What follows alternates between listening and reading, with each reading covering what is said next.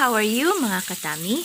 Today, we're going to cook spicy tuna dynamite. This is a very simple dish and I will list all the ingredients at the description box. Don't forget to subscribe and like the video.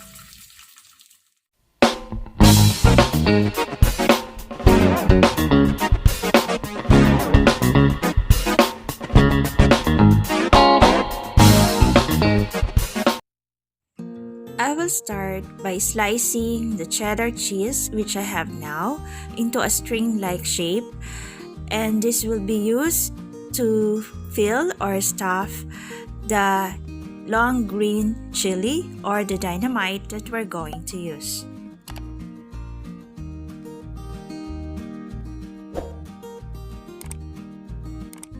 Now I'm slicing here the onion that will also be used in stuffing the green chili. The size of the cut should be small and you can use mini chopper if you want.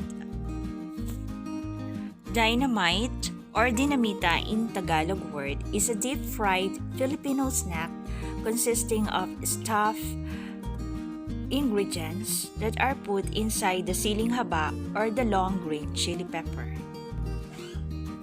Now I'm slicing one big piece of garlic here. So it depends upon you, but I don't want too much garlic for this recipe. And then I'll be adding the garlic to the tuna and mix them.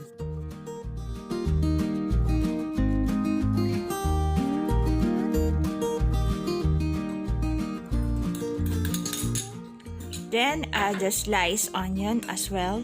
You can add powdered pepper if you want to this mixture. Then let's start to open the green chili. This is where we're going to put all the tuna stuff inside.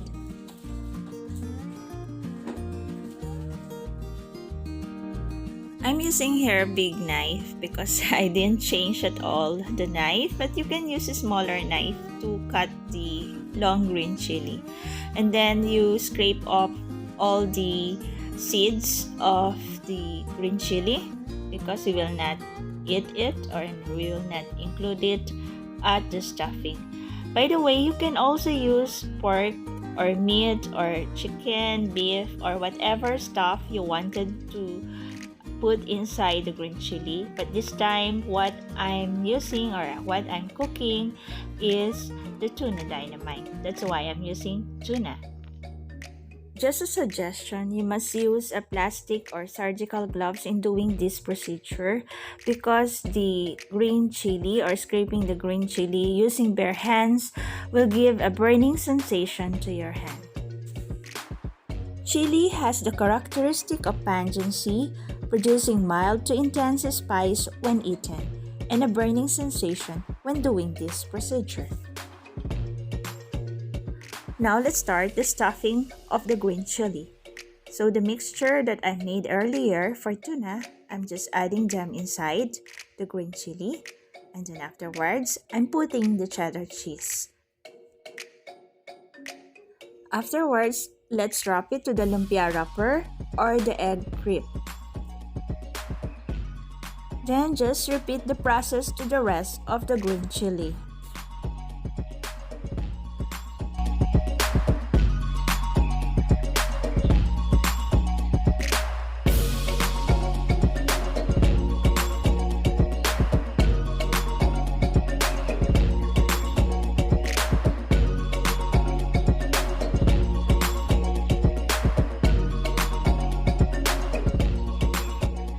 I'm using the tuna oil to seal the egg crepe or the lumpia wrapper. Put sufficient oil to the skillet, which is enough to cover the dynamite lumpia. Then start the frying procedure.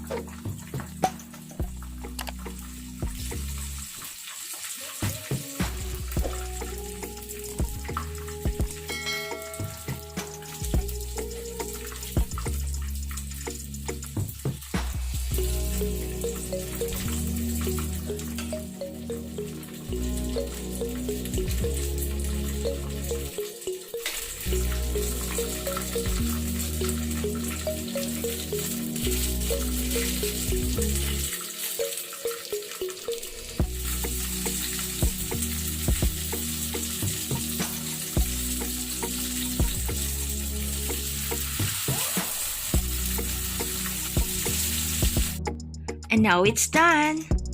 You can either use mayonnaise or ketchup as a sauce for this spicy tuna dynamite.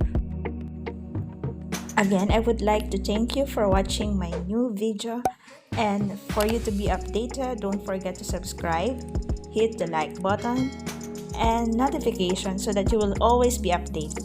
Thank you!